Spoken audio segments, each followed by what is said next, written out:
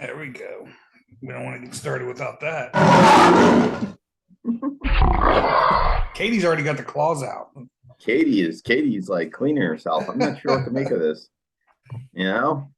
So What this was one of the biggest surprising films of 2022 for me, and I'm not lying. I'm not lying, guys. oh boy, you're tigering me out there. Oh, thank you. Oh, Thank back you. to the litter box. Okay. Oh wow. Yeah, that's wow. Okay. Wow. All right. Wow. Well, welcome to Postmortem Radio. We are back. I am your host, Oz, joined by my esteemed colleagues, the blonde in front, Katie. How we doing tonight? We are good. We are good. I would say perfect, but we'll see. I don't know how you guys thought, what you guys thought of the film, but I mean, look, I've got a lot more cat and lion and jungle. I mean, I don't know. It's kind of. I hope I don't have jungle fever. I don't know. It's maybe. Oh wait, that's not. Yeah. Wow, jungle fever. That's a hell of a reference. She got jungle fever. Somebody gave her some catnip or something. Wow. Yeah, I got some catnip. All right, and also with us as always, JK. Hairball. Excuse me. It's got a hairball. It's from that beard, man. Thank you. And I am the bald man in the back. The bald man in the back. As you can see, tonight we're talking about the new film Beast, starring Idris Elba. What do you guys think? You know, I mean, I know Katie's got plenty of this. That's the picture that I was looking at, but it kept flipping things around, and the letters were backwards, so you would have only been able to read it if you were dyslexic. So I decided to pick a different picture. I just realized something, Oz, that my picture looks really inappropriate where my head is. It really looks really inappropriate. And the look on his face. It looks like he's scared of you, and that's why I think it's perfect. Yes, let's go with that, Katie. Let's go with that. No, Oz, I actually like your poster so much better. I think this one that they have that I've seen up, and this is like the first, this is because you guys know I never watch trailers, so this is all I knew of the film. This I think is horrible for the film because I think it's so much better than this, honestly. Yes. That's why it's misleading. Yeah, I know it came out like 20 something days ago, or 3 weeks ago. So, but I very much wanted to talk about this film because honestly, yeah, it is. It was one of my biggest surprises of 2022. Like I went in not thinking much of this. I mean, I had no thoughts, but looking at that poster, I was like, okay. And I dug this film. Very cool. Yeah, I did too. I mean, honestly, I will probably watch anything pretty much with Idris Elba in it. I mean, I don't think I've seen anything that I didn't like, at least entertaining wise. I think the one that I did see, I think that where Beyonce played his wife or something. I think that was probably the only thing that I could. And it wasn't him that was the issue. It was just the rest of the writing in the film. It just was not very up to par.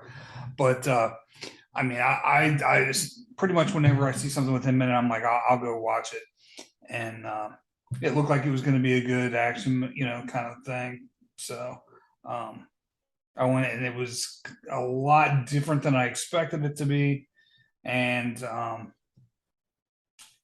like you said, that poster is very misleading because it gives you the appearance that it's going to be a man versus beast kind of battle, and it's a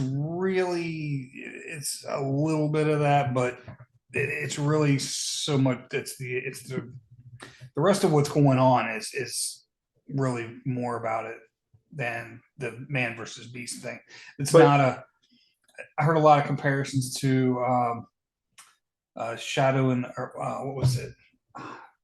Ghost in the Darkness. Ghost in the Darkness, yes. Yeah, with Michael Douglas and Val Kilmer. Yeah, I heard a lot of comparisons to that, and other beast movies. But Oz, if I may jump in, and I think this is a big reason why.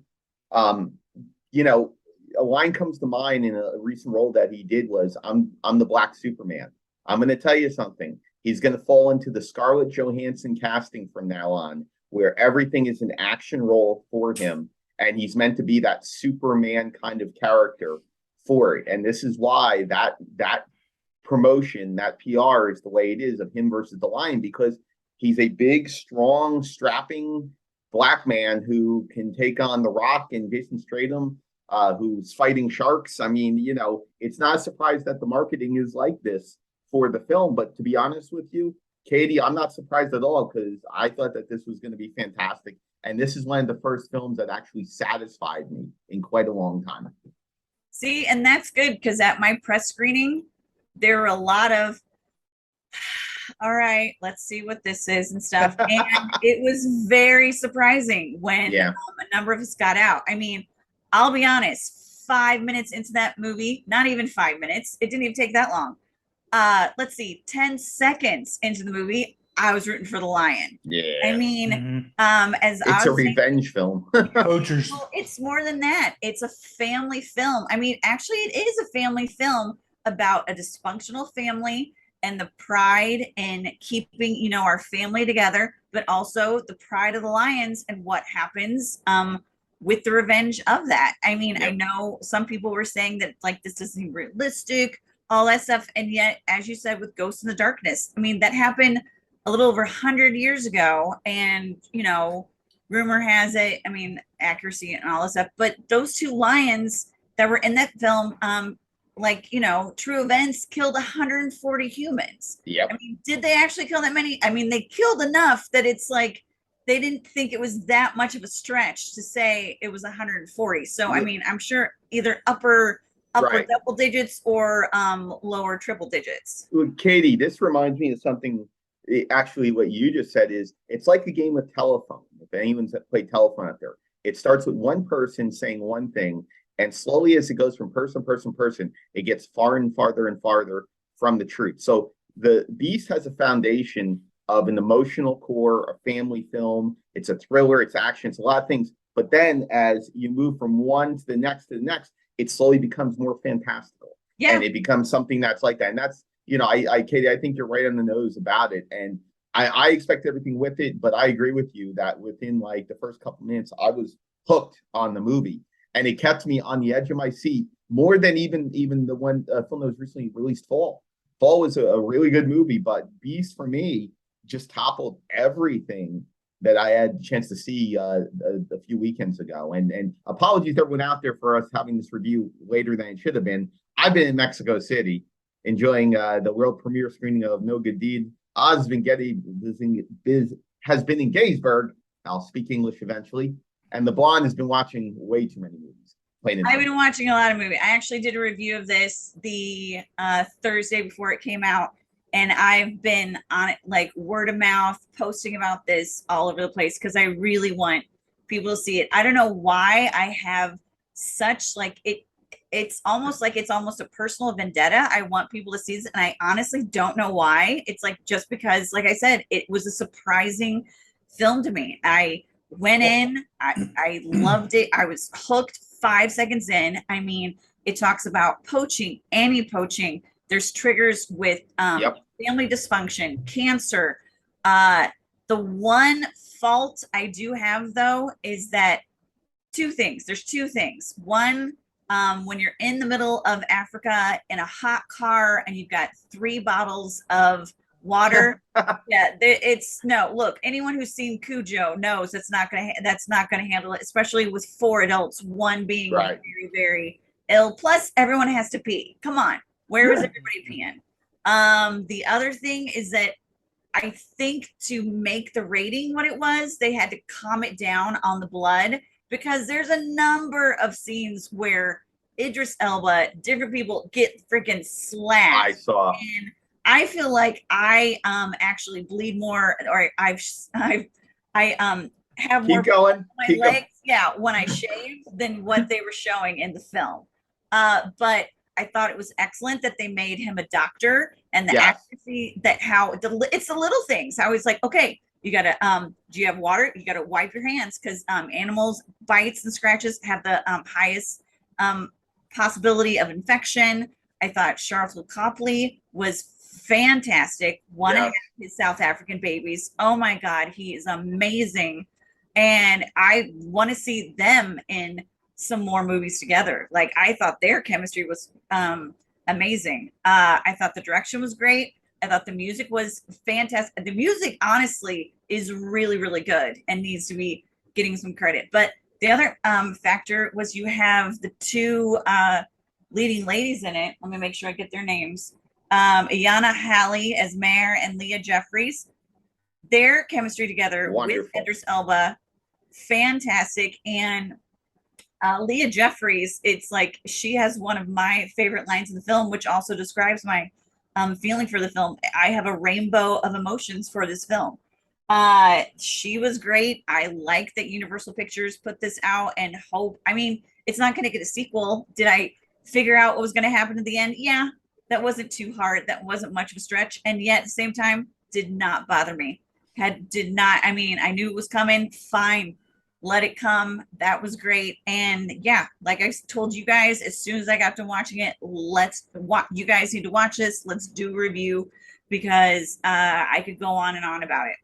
Well, I saved the best for last with the movies that weekend, and it was so worth it. And I will start right here on Postmortem Radio, a petition for The Lion to get an Academy Award nomination. All right. He was fantastic in there. He had a more emotional range than a lot of the films I've seen this year. So I will be the first to say that. And also, and this is a controversy, you heard it here first, was this a better animal and African-American actors film of the year? Because we've had Nope already, but was Beast better?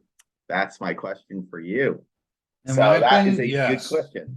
So Beast, and why I say is because we've seen it with Nope, where we've had incredible African-American leads focusing on with horses. We have Beast, and this is now dealing with lions. So which is a better movie? Which has got more emotional weight? I got to tell you something. I really, right now, maybe if I watch it again, it's a different story. But for me, Beast, it captured everything I was hoping for a movie and more. Well, I'll make it real simple.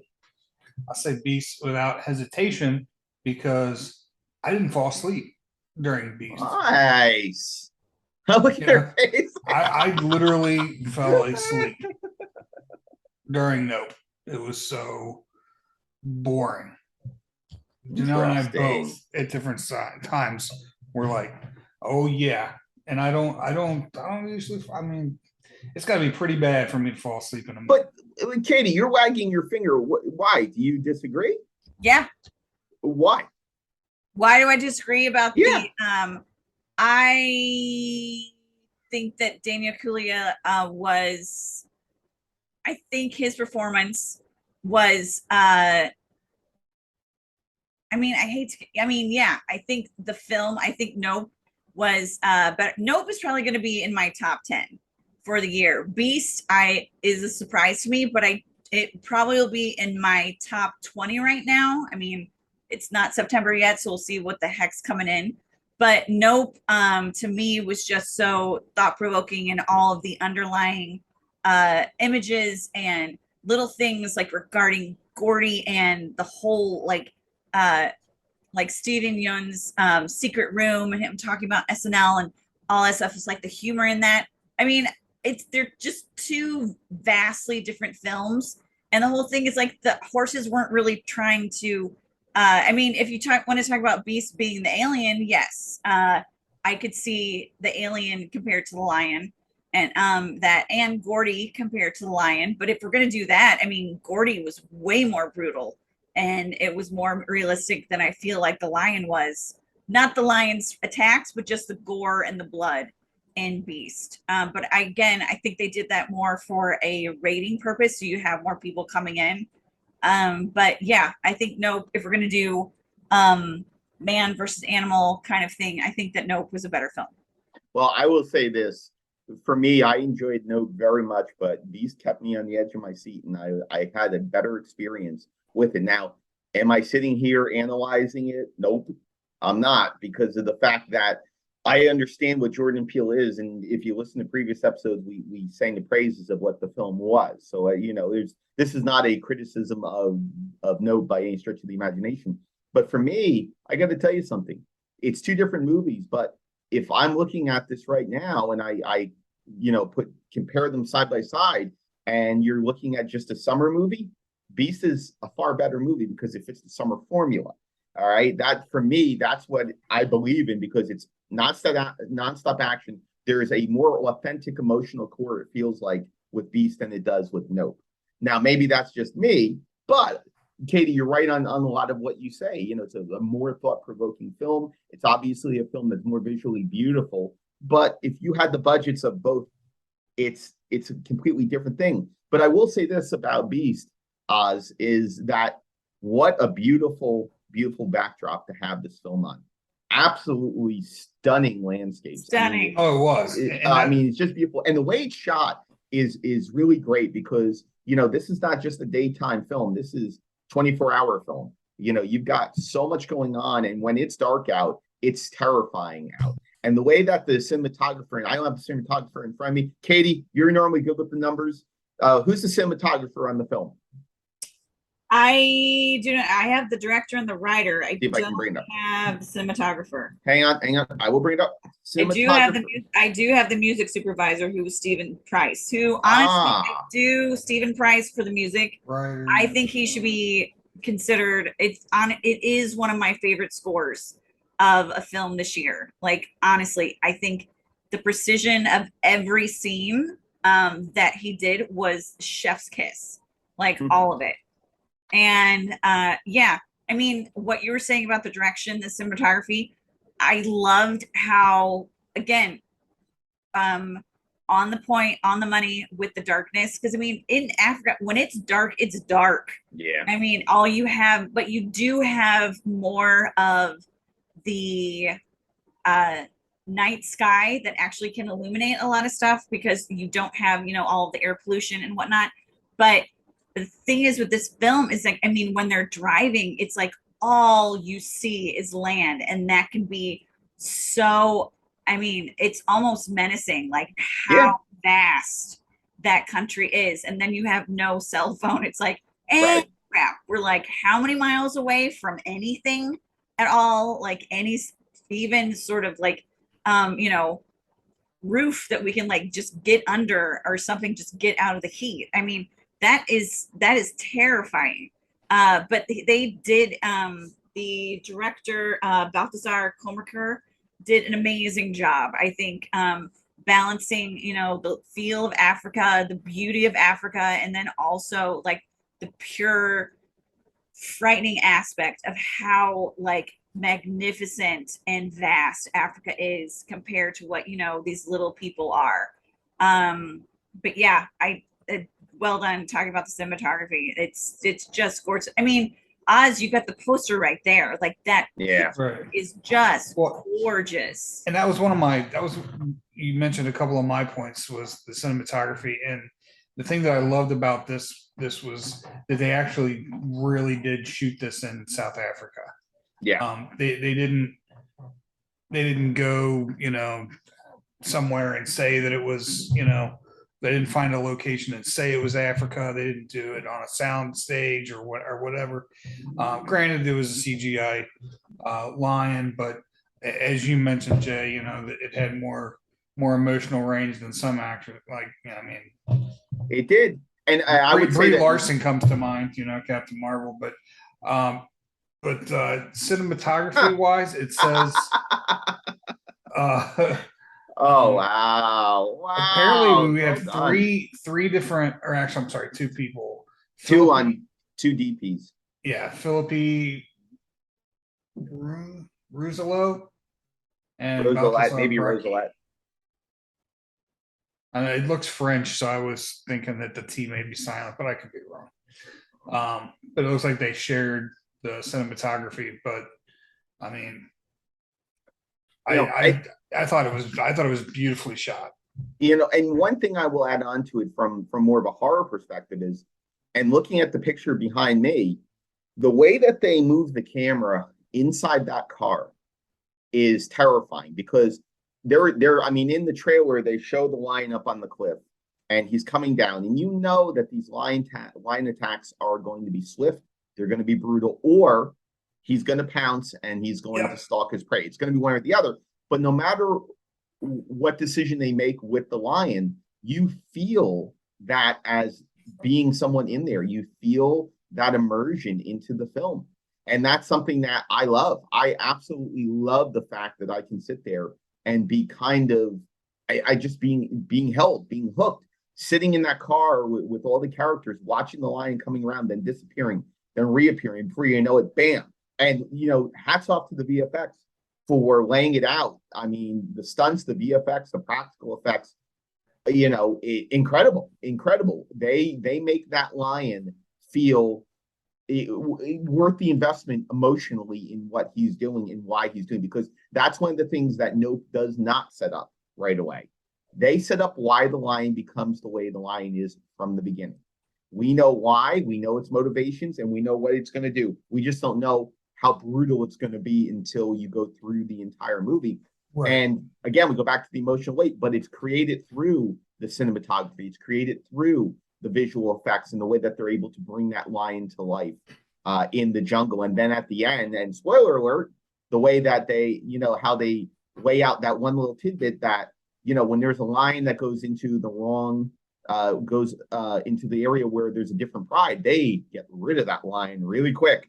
And it's a wonderful way, and it's a very satisfying ending to that film. It's one thing, and it makes Idris Elba's character look really smart when I don't think he was trying to be that smart in there. So it just it worked out. No, I think he planned that, but I don't think he expected to survive.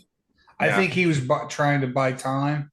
Yeah, and I think he expected to die, but that the other pride would take out that lion, which would allow his daughters to get away. That's what I think his mindset was, probably. Yeah, I could be wrong. I could be wrong. His best friend said, and otherwise, why would he walk that far? Because he's walking right in front of the rock where all the lions were to make sure that the other lions saw that lion. I'll tell you why. It's very simple. It's the gladiator formula. Bring them out into the Coliseum in the daylight so the audience can enjoy a fight. It just happened to be that the lions were there at the time. I don't believe it was in it. And also, there's no recognition of it. And it could be wrong. Maybe I missed it. I could be wrong, but there's no recognition by Alba's character at the end. There is, because the daughters say it. No, the daughters say it, but he doesn't, though. Well, he doesn't respond. Well, that's because he passed out. Oh, stop. Yeah, because he was like, yeah, you know, Mark. And then he got messed up, man. He got messed up. He didn't even give that was so reaction. There's been don't make up excuses for him. That's that's one thing I'll say about this is that when he went out there, man, it was so hard to watch. It really was. And they allowed the brutality. But I mean, there's very few films that I see that are just like, man, it just is so hard to watch. And that was one of them. You know, another one that I think is, you know, Passion of the Christ. I mean, something like that. It was just something that's hard to watch. And what really shocked me is, you know, we went to see this as a family, all of us, all six of us. And my youngest son, Blake, is 15 years old, and he usually can watch anything, and it doesn't really have that much of an effect on him. Even he was like, man, Dad, he said, if that lion hadn't come when it did, he said, I was about to put my head, I just couldn't watch anymore. He said, what that lion was doing to him. He said, it was just so hard to watch. Well, they got a good PG-13 out of that. If I may say, guys, I'll give Ryan George credit. He does the pitch meetings. They did one about Morbius, and they're going back and forth with each other, and they're talking about the fact of when Morbius kills everyone on the ship, and he goes and he rips them apart, and there's blood and there's bite parts, and the producer character Ryan George goes, it's PG-13. He goes, and there's blood off screen, and there's some screams in the dark, and it's just, that's exactly what happened. But they really, to get a PG-13, they really pushed it to the brink and got lucky, because that end fight was exceptionally brutal and frightening. Yeah. The only thing I can think of is that possibly what Cati too is that there should have been a hell of a lot more blood. Now, Yeah, I think Black Superman. it's PG-13. That's why it wasn't. I mean, I paid that attention. village should have been covered in blood. Yeah, and I paid attention to when he was, Cut. getting met, and you could see the cuts and the tears in his skin, but it's like there's no blood flying anywhere. There should have been blood all over that lion's paws, his face, everything. But there wasn't. And the daughter got cut. I mean, even if you get a scratch like that, they showed the scratch, but then it would continue to bleed.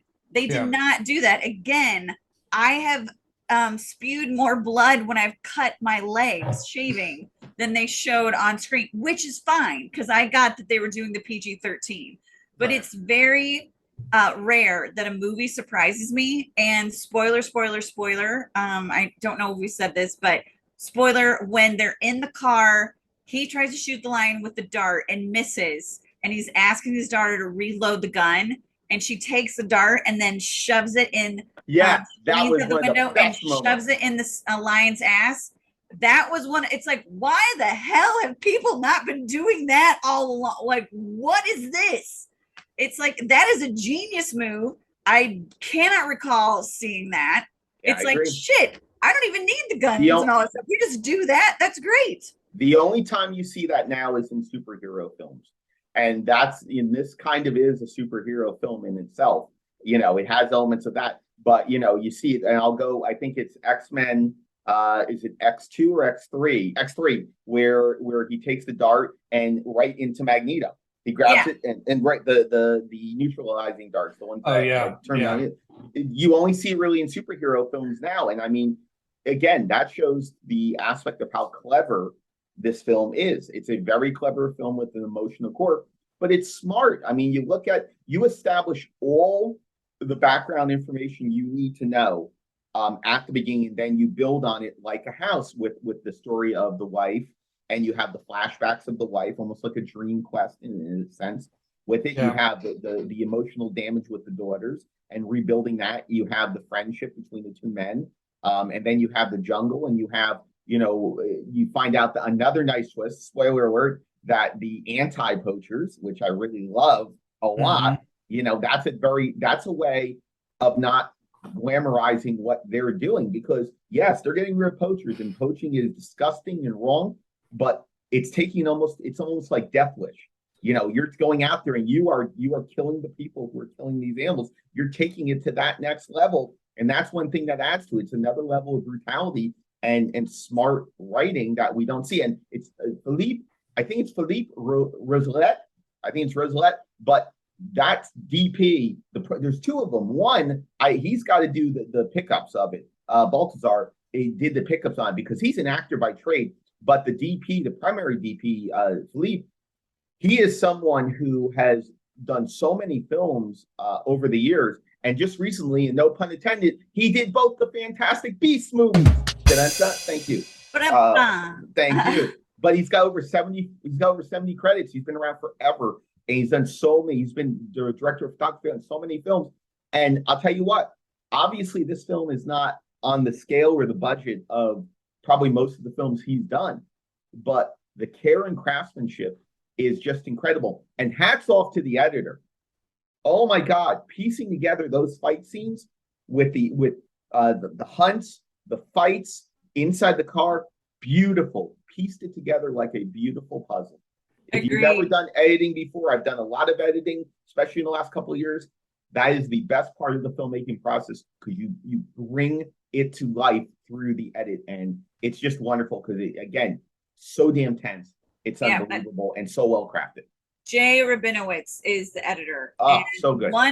To have one person editing all of that is it says so much. I know with the visual effects, there's 80 people that worked on the visual effects. Of course there is. However, I mean, as it says at the end of the film, not a single animal was harmed, and I don't believe an actual animal was used in the movie. Some people may be like, "Oh, how come you don't have real lions?" It's like, because you don't need to. You don't have the lions that that are in films like you used to, and you don't need. I mean, you can use it. Unnecessary risk. Yeah, with Exactly. and plus, one of the things that I was impressed about so much with this is when Martin, who is Charlton Copley, sees the pride where he raised the two Yes, I love that. That was male it, yes. tigers, male Love lions, that. Love that. they give him a hug. That was so realistic. Anyone who's seen Oh yeah, I've seen those documentaries before. like Yes. Roar and all that stuff, and I love the fact that you can tell whoever was doing the FX on that, they studied, they made sure that they were like perfecting all the movements by these lions and with humans, because that just seemed very realistic to me. Katie, I'll add something even to that, because I think that's a incredible point. And it kind of reminds me of The Lion King. If you watch the behind the scenes of what they did with The Lion King, I mean, they were sketching lions to get all their movements, and it reflects in the animation. This might be a better lion film than The Lion King. Just saying, live action. But one thing I will say, because I was looking over Jay, how do you say his last name? Rabinowitz. Rabinowitz. Thank you very much. And if you look at his editing over the years, this is some of the films, and this is why the emotional core is so good. Ready? Oslo. I'm Not Here. Let's see. The Tree of Life. Adjustment Bureau. Broken Flowers. The Fountain. Stepford Wives. 8 Mile. Oz. Big Bad Love. Requiem for a Dream. So obviously he's done a lot with Aronofsky. Tom Waits, the music video for I Don't Want to Grow Up. Last Supper, Night on Earth. If you look at his resume primarily, you will see a editor that understands the emotional component of a drama, which is something that a lot of these action films don't have. And you can go across the board with even some of the most successful ones. Jaws, for example. Jaws has an incredible emotional component to it. So the really great action films are with an emotional heart show, and to have an editor who understands more drama and emotion rather than action. And Adjustment Bureau is a great example, because I love that film. Love Adjustment Bureau. It's a great action film, but it is a drama at the core. He has all the experience to really kind of change what we see with Beast. And it's really well done and really smart to have an editor who can tell an emotional story like he does. I mean, looking at just all the awards that he's won, my God, this guy is amazing. I mean, you can tell from the film, but wow, he's incredibly impressive. And I mean, just everything about this film. Like, again, I really want Charlton Copley and Idris Elba to do like 3 more films together where they play buddies, because we need Neil Blomkamp to come out and make another film so they can be in together. Please. But I mean, it's hard to. I mean, this is what, like an hour and 30-minute film, and yet they had it. They did everything so tight, and they had like true arcs of all of these like lead characters, like without overdoing it. You didn't need a huge backstory, but you just needed just enough, because I mean, these 2 guys were friends, and yet there was still a little bit of tension because they didn't agree, on how the wife's death was handled. Yeah, an hour and 33 minutes. Like, that says a lot to do all of that. So I agree. I praise this film. I mean, you guys both do too. I say go see this film over and over again and tell all your friends. I've been telling everybody to go see it, because it really, I had heard you said how emotionally charged this film is, and on so many levels too. I mean, I think before things even go sideways in this bit, they're dealing with the loss of their mom / wife or ex-wife, however, that he still loves, and even professes that he thought that they would have had more time, that he wanted to, ultimately he wanted he wanted his wife back. He was trying to figure out a way to get, and then she ended up being sick, and then he's also got the guilt on top. I mean, I mean, you could peel the layers of emotion back like an onion in this film, because then he's got the guilt of, he felt like he should have been able to save her, right? Another Superman. I mean, all doctors think they're Superman anyway, or have a God complex, whatever. So there's that, and then when the shit starts to go sideways, then all of a sudden, he's just trying to save his daughters, Yeah. He's just trying to keep them all from. He probably honestly didn't care if he died he could go see his wife, but his daughters need him. He doesn't. So I mean, just Yeah. is, and that's what's I'm kind of like Katie. I kind of look at it, I take it kind of personal when a film like this, I guess, moves me like this did. It's like I want to tell everybody because I want it to do well, and it looks like judging by the budget, it looks like it's just kind of broke even at this point, which I think is a bummer. I mean, at least it didn't lose money, but I mean, it's such a good movie that I think it's just not getting the love and the people the marketing to it should be making a lot more money than it is. And Sharlto Copley, I've loved seeing that guy. That guy's just a phenomenal actor. I mean, I go back to the A Team and I mean Murdoch. I mean, I don't think anybody could have played a Murdoch like he did. I mean, it was just. I so love funny him in District because 9. I'm sorry. I love him in District 9. Oh yeah, good movie. Yeah, that's a good one too. Movie. Oh, for sure. It's incredible. But you're right what you're saying. I mean, he's so versatile. He brings humor. He brings tension to the situation. One thing, Oz, I will add on to what you said, is that they don't sit there and use flashbacks as a storytelling device. The idea of the dream is a different idea because, again, it feels almost like a spirit quest for him, or at least it looks like one when it goes through. But they don't flashback to when he was a doctor and they were fighting and stuff. They trim off so much excess and so much fat. And we don't know if they shot scenes for it or not, if it was included in the script or not, how much more was left on the cutting room floor.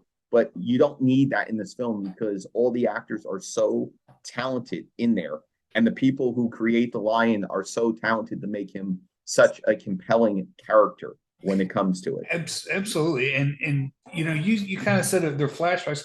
I don't really know that those were flashbacks. No, they're not. They're I think it's like a dream because to me, yes, he was dreaming, but to me, it almost seemed like that was his heart chasing after his wife, right, the woman that he loved. It's a love story too, folks. Yeah, I mean, yeah. Say what you got to say while you can. Tomorrow's mend never fences. promised.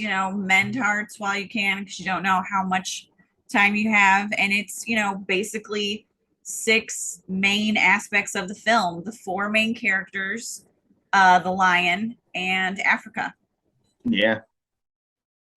Can you feel the love tonight? One thing I will say about the picture that I chose where he's holding the knife and he's looking back over. When I was looking at this, I guess there was another image that was released in other countries besides the US where he's actually holding that rifle instead of the knife. Actually, they have that in California with the rifle. Really? I did not see it in Chicago. Now, that surprises me left and as California is. A friend of mine who works for a theater, he sent me a picture and I was like, interesting that they have that. I'm like, huh. Right. Yeah. Like I could understand maybe in Texas or something, but not California. That's very interesting. So, well, here's a question for both of you. What was the flaw in the film? A flaw? Oh, I said the flaw with the water, the lack of water. They would have been dehydrated and passed out. Yeah, the lack of blood. And the lack of blood. But it was PG-13. Right, but those are kind of like surface level. Is there anything about the film that falls flat? Is this like the first film we talked about where really there's not really anything that falls flat with this film? I mean, those are really minute things. And I mean, you got to take a fantastical approach when you're in there and when you're dealing with the water and you're dealing with the blood. I mean, there's reasons why. But is there really anything that really makes you shake your head and say, this really didn't work for this film? Something major? Well, no, I mean, The like one my thing, thing is with the water. I mean, watching Cujo, I know there's no way they could have lasted in that heat with that truck until nightfall with But the that's meant little to be. waters they had, and there's no peeing.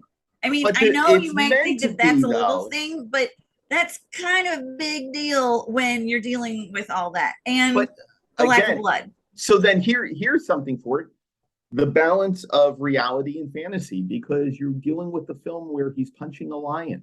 I mean, it's kind of hard to argue that then. Is there an imbalance of how we're dealing with reality and fantasy then? That's something that's interesting because we sing the praises of this film and we love this film. And we all agree that we really love this film. And it's a short film. But the truth of the matter is, when you're looking at something like this, you're really kind of stretching your imagination when it comes to certain things. And again, we're glossing over the anti-poachers. This is another thing that's really not explored a whole lot. It's kind of brought up, and it's never really come back to when it is. So is there an imbalance? I don't know. Maybe I'm pulling at straws here to find something, but maybe there is an imbalance of it because people are finding things that can play out. But there's so much more that you can look at, and perhaps that balance isn't there. well, I will say one thing that I did mention while we were watching the movie that I to Janelle that I thought kind of seemed odd was at the very beginning when they first come along the water there, and Charlotte's, got the rifle and everything. There's gators. Yes, yes. And then all of a sudden, I'm like, when Charlotte goes back in the water, no gators. No gators. They're gone. When his character goes into the water and is with no gators, because I looked at her and I was like, I guess they just all just swam away. I don't know. Yeah, I don't think the gators would have been scared of the lion either. But also, didn't the lion then go into the water? Like Yep. it wasn't that deep or something? That seemed a little. I mean, it's yeah. Are we going to stretch reality? Is the whole thing with the water and the blood like saying like this stupid? I'm not going to want no, because if I'm going to go into that, I mean, the driver's side window or the passenger side window was completely busted out. That lion would have like when everyone Yes. was asleep, the Probably lion could would have have tore gone that in door there. off. I mean, there's definitely aspects of the lion being like, I don't give a shit if your window's past. I don't care if you're asleep. I will eat you. I will eat you because I'm a lion and I'm pissed. And Katie, is that what also, you say on your dates? Do you say that? I'm a yeah, lion. I'm a I'm a lion. I will lion. I'm eat gonna you. eat I'm a you. lion and I'm pissed. But also, yeah, do I think the poachers were a little like, oh, we're just poachers, whatever. Yeah, I think they would have shot all those people right away. I agree. And I I know that's, agree. but again, it's PG-13, or they would have done something much more nefarious to the daughters because they were beautiful women, which again, Exactly. glad. And again, it's like when that didn't happen, and this is PG-13, Exactly. which is fine. I'd rather that not happen because you don't need to see it. Right. I mean, the world is horrible enough. That's another reason why I just thought this was a great film. You don't need to go to the darkest depths of humanity, which would probably be more realistic. I'd rather see a summertime film where, a dad's trying to save his daughter, a lion's, honestly isn't in the wrong. Nope, it's not in the wrong. Yes. I mean, sorry for the humans, but I mean, you freaking killed his entire pride. Like in the first, again, spoilers, 5 seconds of the movie, I was rooting for the lion. But yeah, so it's like when that happens, it's like, yeah, is this going to be bad? Probably, but it's like, fine, let it be a family film. Fine by me. I don't need to have that other stuff in the head. Well, I will say this. One thing that needs to be brought up is that Alba's character, Dr. Nate Samuels, is one of the worst fathers ever because he takes his daughters to South Africa South Africa, and goes ahead. And what happens? There's a lion loose. Come on, this guy's bad. This guy's bad. Like it's his fault. What? It is his fault. Listen. Watch the film. The daughter will show you. Well, and you know what? I also like the fact that the younger daughter, it's like when there's all this tension, which is one of the things I hate the most when there's like a huge plot point that's going on, and then a subplot. People start arguing and yelling, and I liked that when the older daughter was yelling at Idris Elba about stuff with her mom and like how he treated the younger sister. And she's like, shut up. Exactly. I can speak, shut up. And I was like, don't speak for me. It's like, you need to stop. And I'm like, good for you. Thank you. Can we focus on the fact that there is a lion that is trying to kill you? And then there are dead bodies all around. Thank you.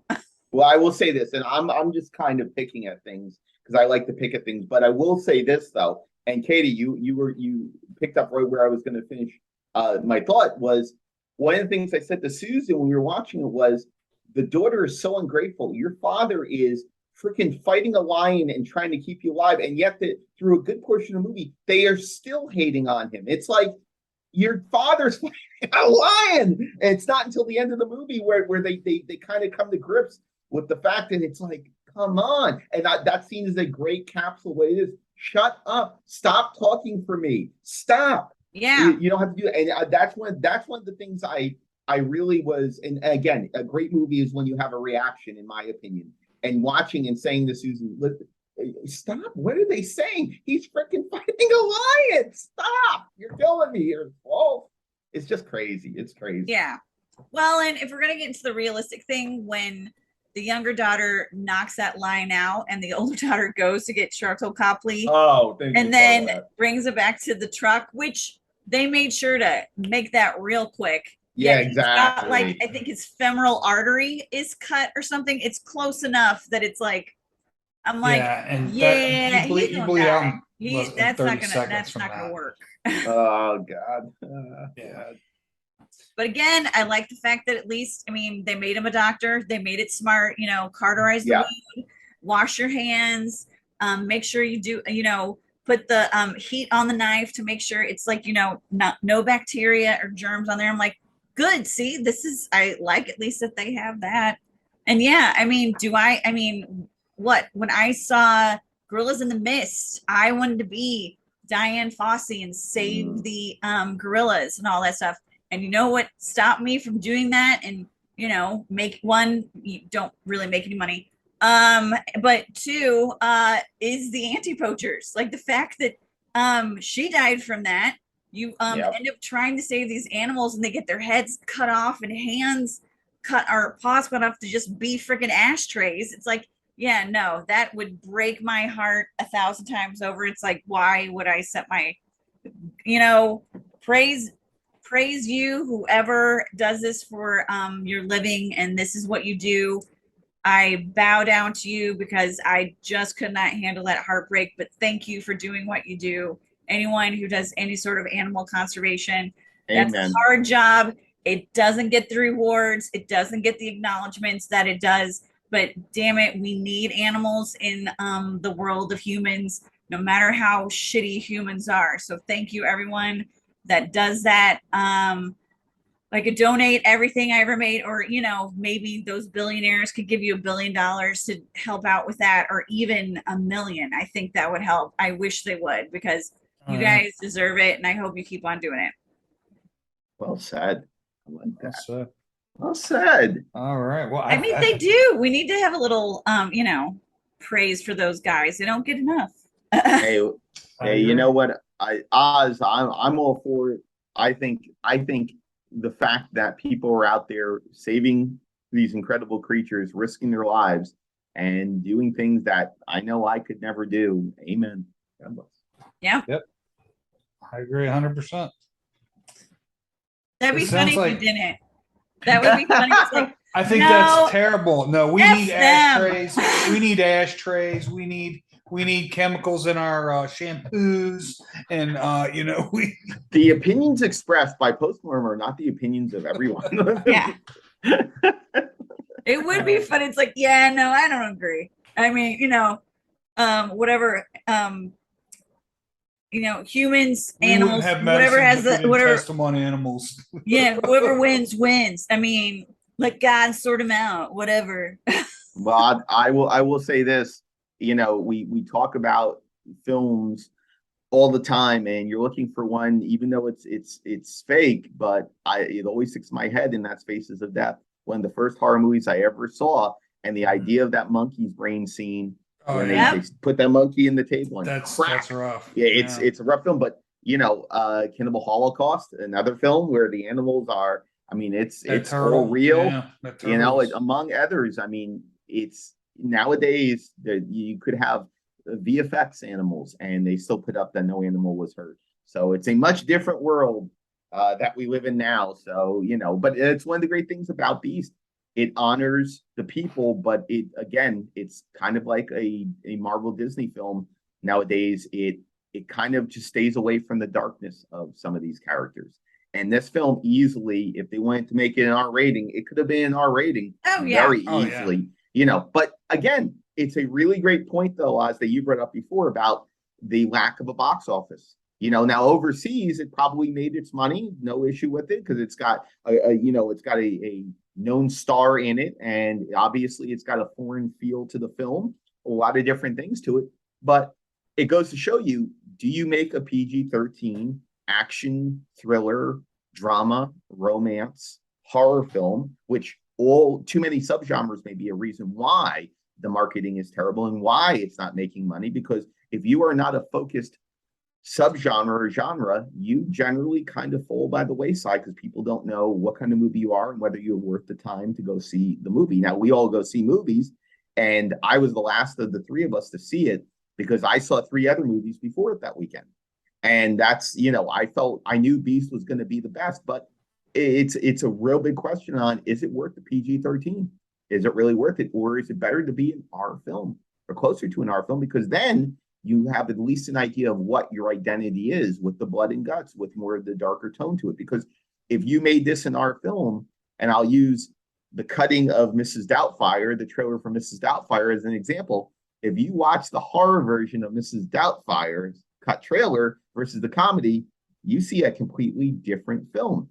And this could be a very completely different film, and it could probably hit a very light R and still made as much money. So it's a very good question on whether this formula actually works beyond people like us, because obviously it's not drawing that family crowd in, at least not to what I hoped for. And this is a major studio film. So it's something to think about as people go forward when they go see it. Support films like this because there's a lot that it offers, but make sure, for the people who are creating these films, that there is an identity. Otherwise, guess what? There's going to be a ghost house in the theater throughout its run. Well, like I said, anyone that I've talked to about this have been very surprised that I've praised it so much. And I'm like, yeah, I was too, but you need to see it because it's much more than the trailer. It's much more than the poster. It's deeper. It is much better than I had expected. And I think that's why it probably isn't doing that well at the box office, because people have that same feeling. I mean, you guys know I don't watch trailers, but I watched the trailer afterwards and I was like, see, this isn't going to be, people are not probably going to rush out to see it, even with Idris Elba as a star power as he is. And he was great. I mean, he's fantastic, but I think he's the one I think should be the next James Bond. Yes, I agree. Yeah, but I think he's already said that he won't do it now. Well, of course now. The leaked emails. Thank you. If they had talked to him before they started talking to what's his name? From Man of Steel and Henry Cavill. Henry Cavill. If they had talked to him, he might have changed his mind. But of course, I mean, he's an A-list actor. He doesn't want to play second fiddle to anybody, and I wouldn't blame him. But I think he would be an excellent James Bond.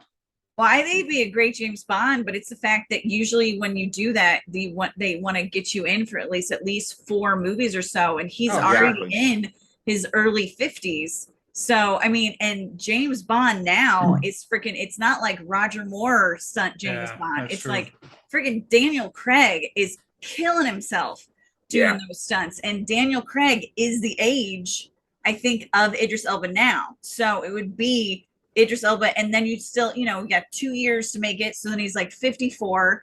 then if you're, it's like he's in his early 60s, and it's like, I mean, there's a number of actors that I've seen right now who it's very obvious they are not doing stunts because they don't want to take the chance of getting hurt. Like, I'll add something to that, and this is from a Marvel perspective, because I love comic books, and I'm not as insane as some people, but I listen to a lot of the rumors, and they talked a lot about John Krasinski and Emily Blunt playing Reed Richards and Sue Storm for the Fantastic Four. That is going to be the next, probably that's going to take the place of mostly for the Avengers going forward, and then they'll move to the X-Men in further phases. But that's the next 10 to 15 years, if not more, of playing those characters. And James Bond is the same thing. You're playing James Bond for the next 3, maybe 4 films. So that's a good decade, if not more. Are you willing to risk your career? Are you willing to risk to do all that? I mean, that's one of the reasons why Hugh Jackman most likely won't be back as Wolverine. I mean, they want to recast, but if they could get Hugh Jackman back as Wolverine, you better believe that they would do it, because there is a real risk that the Wolverine character will become a sub character in the Marvel Cinematic Universe, because it just happened that Hugh Jackman was right place, right time, and he brought something different to that character. But Katie, you're exactly right. It's a big, big question about who cast younger now, and I don't think that they're going to cast Henry, though. I think he's going to come on. In fact, they've talked about him being in Loki season 2 as Hyperion, and that's going to be incredible, because that's the Marvel Superman. That's a shame, because he's going to be casting those roles now forever now, and then he might love it. I hope he's not the James Bond, because honestly, I mean, I know he's got a great build. He's too muscular for one thing, right? And he's just, I don't think he's a good enough actor to play. Idris Elba should have been James Bond, but we'll see. Yeah, he should have been. It should have been, but and then with the pandemic, that didn't help it either. So it's kind of like now he's like, I think I've gone past that now. I would love to see Henry Golding get a shot at it, because I think he's phenomenal on screen. He can woo the ladies and the gentlemen, and he can do action. He's a pretty good actor. He's got that British accent. And I mean, this would be the first, Asian James Bond. I think that would be a huge aspect to the franchise. And but they have that already, though. They have spy thrillers with an action films with Asian leads. Again, this is another question entirely. When do you draw the line that things have to change? I mean, and Katie, I don't think that you mean it that way, but it's a really interesting question with it. It's like, well, we want a female James Bond. Okay, well, you've had films that are James Bond-esque with original female characters. You don't need to go ahead and do that. You can create original characters that are driven. You want to have a formula like a James Bond film? Absolutely, but you've done that already. You don't need to do that. Just like they want to recast Superman and have a black Superman. Okay, find an original story for something like that. Find something that works for it. It's not that I'm against casting people that are different, like Professor Xavier. I would love Giancarlo Esposito to play Professor Xavier. He would be phenomenal as Dr. Doom, or Magneto, even though I think Magneto is the least of the choices. Magneto's story is a story of a German concentration camp survivor who is Austrian concentration camp survivor who is a character that is driven by all those horrible things. If you put Giancarlo Esposito there, you have to change the entire story now. Well, it's the same issue you have with Asian James Bond, because James Bond's story is he's for the Queen and country. He's exactly but so is Henry Golding. So. Henry Golding's from Britain. I understand that. Okay, I understand what you're saying. I'm just saying, going ahead and changing for a different race, different culture. It's a character that is ingrained in that. It's a character that is ingrained in that, in what it is at the core of it. Find original characters for it. That's all I'm saying. Sorry, no, I can't. You need to pull up because I can't hear you. Sorry. Find original characters and original stories for actors like that. Don't try and change a formula that's already there. Sorry about that. I didn't realize that was off. Okay. Well, you were talking about the Black Superman. I mean, I'm not opposed to that. There was been talk about Michael B. Jordan playing, right? And I think he's a a guy that I think could pull it off. Possibly. I don't know. I mean, he's got the look, he's got the build, the acting chops. I think he's a great actor. He might. yeah. I mean, what I've seen him, but I mean, I've seen him in some really good films, and I've seen some really great performances. But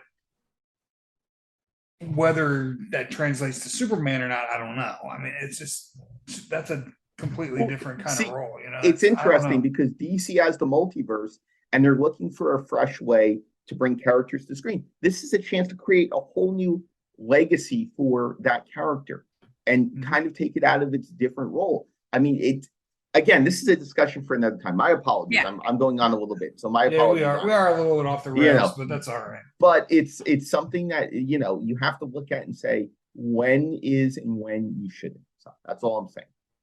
When is what? When you should and when you shouldn't. Gotcha. And the other thing that I'll mention, really close. kind of piggyback on that is. Thank you. See, now you scared the dogs. Sorry. Kind of to piggyback off of what you said, Jake, is just because you can doesn't mean you should either. Right. Give us original stories, original characters. Right. If you're thinking about doing it. That's all I'm saying. Exactly. So. Exactly. All right. Well, I mean, unless anybody else has anything else to say on this one, I mean, I think it's pretty obvious. We all three thumbs up, recommend it highly. Because I think I'm a little bummed, like I said earlier, that it hasn't done better than it has because it is such a good movie. I agree. Yeah. All right. Well, that's it for us. We will see you next time, and take care of yourselves, and you guys have a good one.